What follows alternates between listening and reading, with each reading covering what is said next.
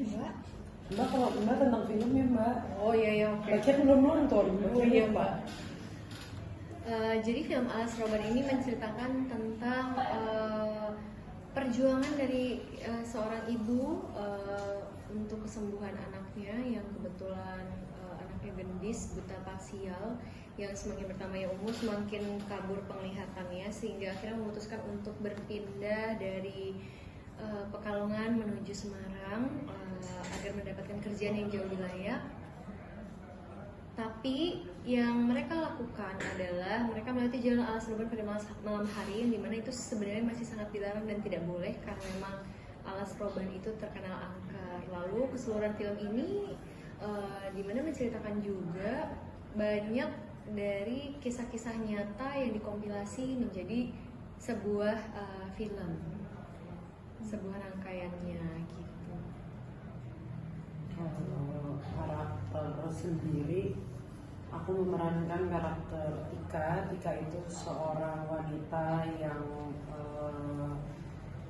ibu rumah tangga yang ditinggal sama suaminya terus, ditinggal-tinggal untuk dinas keluar kota karena dia dokter. Terus akhirnya muncullah si Sita dan Gendis, dimana akhirnya hidupnya dia yang tadinya sepi akhirnya terisi oleh mereka berdua. Tika ini bisa dibilang kayak orang yang punya antara percaya dan nggak percaya tentang hal gaib gitu. Tapi dia mencoba untuk menjembatani dengan apa yang dialami oleh Gendis dan Sita gitu, dengan mengenalkan mereka ke Anto. Gitu. Anto itu Rio Anto ya. Oke. Masa Farah, kalau Farah Kalau untuk Kak Michelle ini kan film horor ya, dan jadi ibu tunggal itu gimana tuh Kak memadukan struggle-nya jadi ibu tunggal, terus harus ngobatin anak sama ketakutan di lokasi syuting atau gimana? Ya struggle-nya membesarkan anak, benar, apalagi seorang diri, terus di tempat baru, dimana kan pindahan dari Pekalongan lalu tinggal di kota besar, terus lalu tekanan-tekanan lain yang bikin Sita benar-benar terpressure. Kalau untuk lokasi syutingnya gimana Kak, kira-kira boleh digambarkan Kak? Alas Roban tuh kalau misalkan memang terkenal angker ya.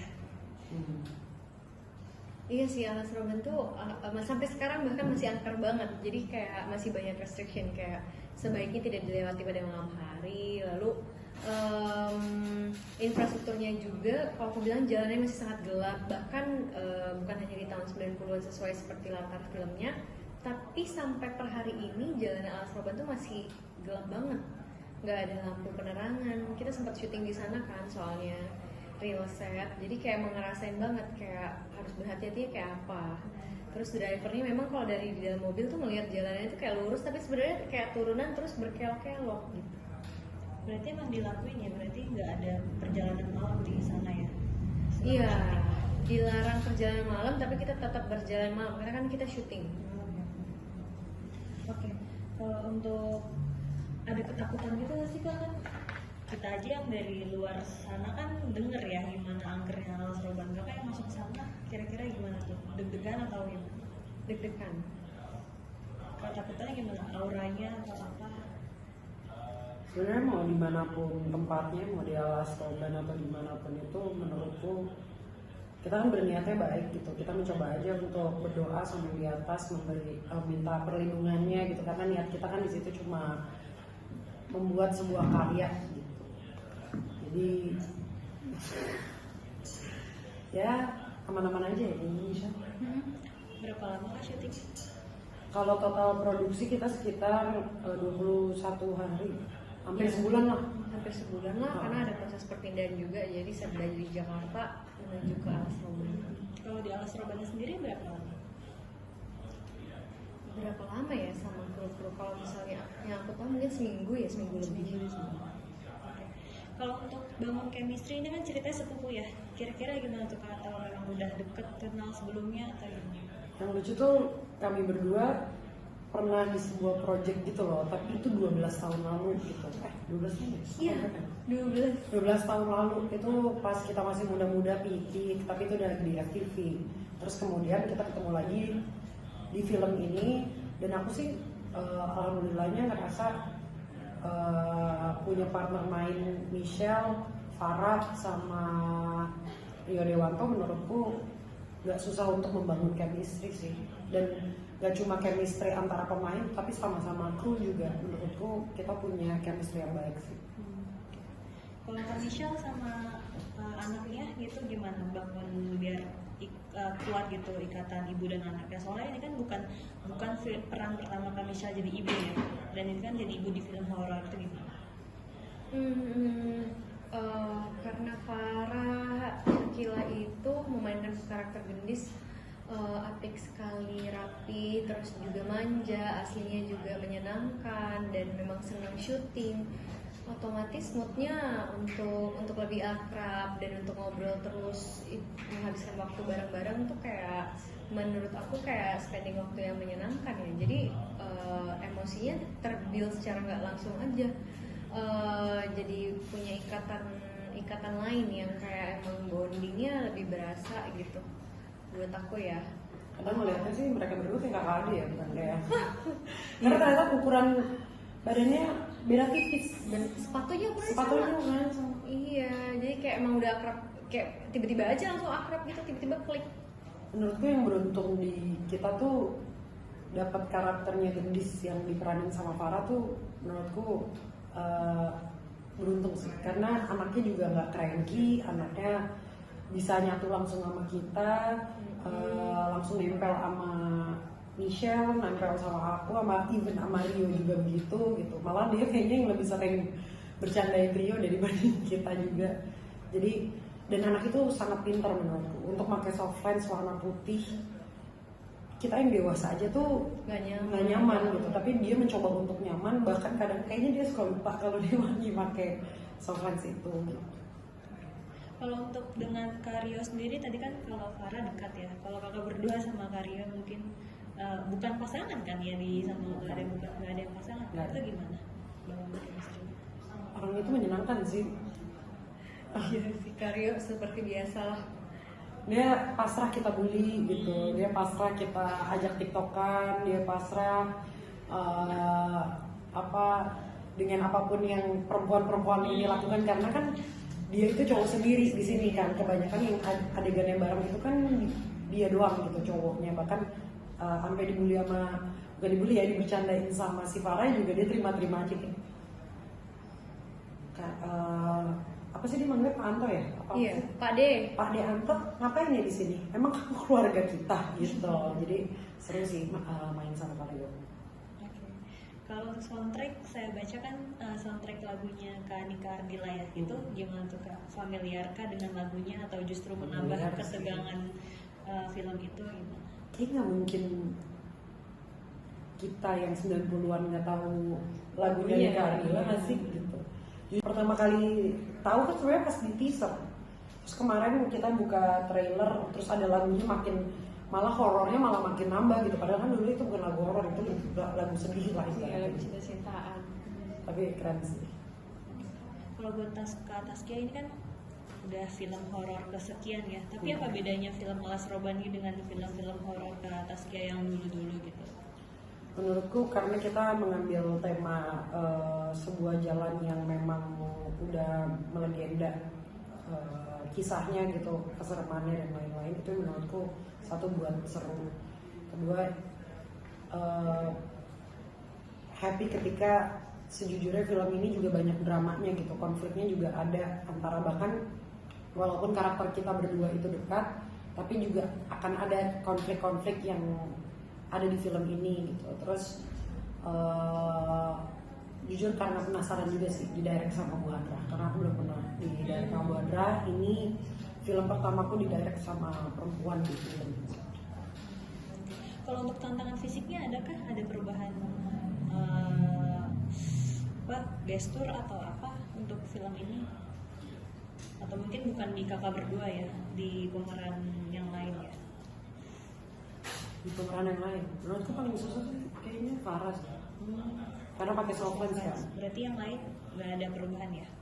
Perubahan pasti ada sih. Kalau aku sih menurutku ketika aku melihat Michelle atau melihat diriku sendiri sebagai Taskia dan sebagai Michelle beda banget sama Sita dan Dika gitu sih menurutku. Tapi kadang kan kita nggak sadar perubahan itu kan perubahan yang terjadi ketika di set, ketika kita memakai bajunya, ketika kita berdialog bareng sama partner main kita. Menurutku itu sih.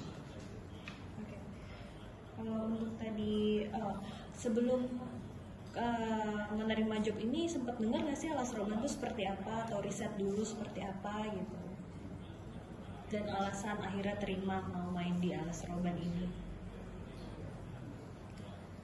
Kalau dengar Alas Roban sendiri udah lama, udah jauh sebelum aku ditawarin filmnya, bahkan kayak jauh sebelum aku tahu Alas Roban bakalan diambil IP-nya untuk difilmkan gitu-gitu, kayak udah aku udah dengar jauh sih. Memang terkenal angkernya, terkenal sama warung gaibnya, lalu terkenal itu kayak apa ya, banyak kecelakaan kalau lewat situ, itu sih udah terdengar lama sih. Akhirnya mau nggak apa deh, karena kan pasti ke lokasi kan, nggak apa deh ambil yang ini gitu. Alasannya apa kak kira-kira? Alasannya karena menurutku pasti akan menjadi sesuatu yang seru dan berbeda gitu, dan pasti banyak yang bakal kita tahu lagi lebih jauh daripada apa yang kita tahu gitu sebelumnya. Oke. Kalau untuk tadi menarik pertama kali syuting dengan kak sutradaranya Perempuan. Iya perempuan itu gimana tuh kira-kira sama kak Daeng Ratu ya kalau nggak salah. Di sana gimana? Ada sesuatu kah yang didapatkan dari penyuntingan dari awal? Menurutku sama Bu Hadra tuh serunya karena kita setiap dijelasin, kita sebagai pemain menurutku cepet nangkepnya karena dia itu caranya kayak lagi ngedongeng gitu, kayak lagi cerita gitu. Ada satu momen dimana kita semua satu adegan syuting di Cibubur, itu tuh nggak sesuai sama skrip ya kalau nggak salah. Itu tuh benar-benar ngikutin apa yang dia ceritakan gitu. Jadi kayak dia udah tahu gambaran, dia tahu kita mau ngapain, dia tahu harus ngapain. Nah itu yang menurutku yang menarik dari Bu Hadra gitu. Dia udah tahu apa yang harus kita lakukan dan mungkin dia udah punya di otaknya tuh udah ada otak editing gitu. Jadi dia udah tahu sih maunya dia apa. Terus dia tahu cara ngejelasin ke kitanya gimana. Itu sih menurutku. Ada permintaan dari Bu Hadra kah harus begini begitu gitu selama acting? Sesuai sama skenario aja sih menurut aku. Berarti Dia nggak lumayan ada- membebaskan untuk apa yang kita baca dan kita pahami itu apa sih. Karena aku berdua sama dia tuh lumayan sering ngobrolnya kan lagi di makeup. Dia sih yang ngajak aku ngobrol lagi makeup nih. Gimana momen kayak tenang dulu. Udah kalau misalkan ini kayak gini, aduh, yang mana tuh? Jadi kayak Bu Hadra tuh sangat membebaskan kita untuk memainkan karakter kita masing-masing sih, dan akhirnya menjadi karakter kita Tika, Sita dan yang lain. Dan menurutku karakter kami berdua juga lumayan ketahuan needs-nya, wants-nya dan lain-lainnya itu ketika malah di hari pertama kita di day one shooting. Oke. Kalau untuk pesan moral film ini kira-kira apa tuh kak yang bikin penonton kayak wajib gitu buat nonton film ini? Aku rasa mungkin karena supaya banyak yang tahu ya, Alas Roban itu kisah-kisah dan cerita warga tuh kayak apa. Kita filmkan ya di samping menghibur, jadi tontonan akhir pekan, sekaligus juga pengen kasih lihat ini loh yang kayak cerita-cerita orang tentang Alas Roban kayak apa gitu. Ya menyambung folklore lah.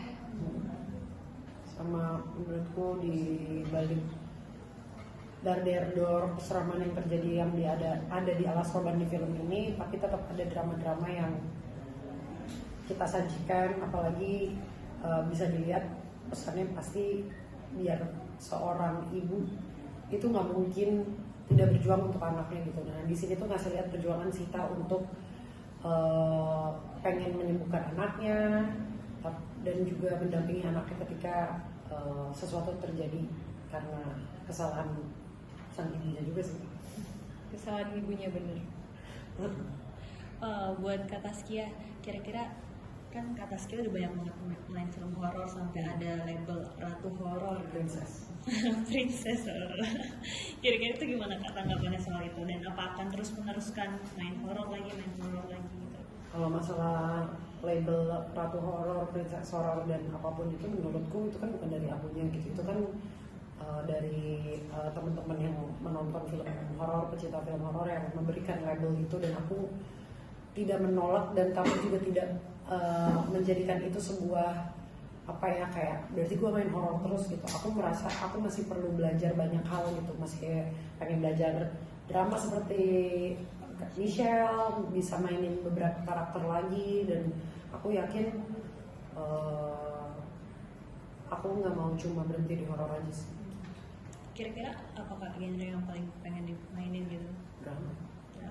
Kalau untuk mungkin action atau perempuan yang agak cegil gitu, kira-kira Saya udah cegil dari mana? Ngapain disuruh cegil? Bener juga kayak sih, lebih bisa. centil Apapun gitu. sih, menurutku kita, aku masih pengen tetap belajar dari peran-peran yang akan aku dapat gitu, mau itu di film action sekalipun gitu. Karena pasti akan dapat pelajaran dari prosesnya dan juga dari karakternya. Kalau Kak Michelle kira-kira kan ada drama, ada horor. Kira-kira Kak Michelle tuh yang paling kayaknya ini genre gue deh. Itu yang mana ya Kak? Kalau boleh di-sharing. Horor. Kalau aku cinta-cintaan sih. Iyalah, cinta-cintaan aku juga pengen cinta-cintaan. Iya, enak banget Aku juga mau cinta-cintaan. Ya teman-teman. cinta-cintaan. Bedanya apa sih kalau di lokasi syuting gitu, kayak yang drama, yang lurus-lurus aja, cinta-cintaan sama yang horor? Cinta tuh banyak keloknya loh, Mbak. Lebih Oh, horor gitu ya. daripada horor. Cinta itu lebih horor. Oh, lebih mendalam. Cinta itu bisa membunuh. Kalau untuk pendalaman karakternya kira-kira perbedaannya apa tuh Kak? Mainin yang horor sama yang drama atau sama yang action gitu perbedaannya apa kalau dari POV-nya aktris gitu? Menurutku action sama horor tuh ada mirip. Karena untuk fisiknya Kak? Fisiknya, mentalnya itu menurutku ada mirip. Ketika kemarin aku sempet jalan action terus jalan horor, aku bilang sangat tipis gitu perbedaannya. Cuma bedanya kalau action kita nginget koreo kan gitu. Kalau horor tuh jujur paling capeknya ketika ADR disuruh ngos-ngosan. Iya. Iya kan? Itu bisa blackout loh kita. Makanya aku sih cuma pesan apapun yang kita perankan dan film apapun yang akan tayang dan ini didukung aja gitu. Jangan pernah meremehkan sebuah genre gitu. Mau itu drama, mau itu horor, kita nggak cuma pemainnya, itu tuh sangat bekerja keras di balik layarnya. Makanya jangan nonton yang bajakan. Aja loh. Oke, terakhir boleh shout out buat filmnya Kak? Oke teman-teman, jangan lupa saksikan film terbaru kami Alas Roban yang akan tayang pada tanggal 15 Januari 2026 hanya di bioskop. Oke, terima kasih Kak Taskia, Kak Michelle.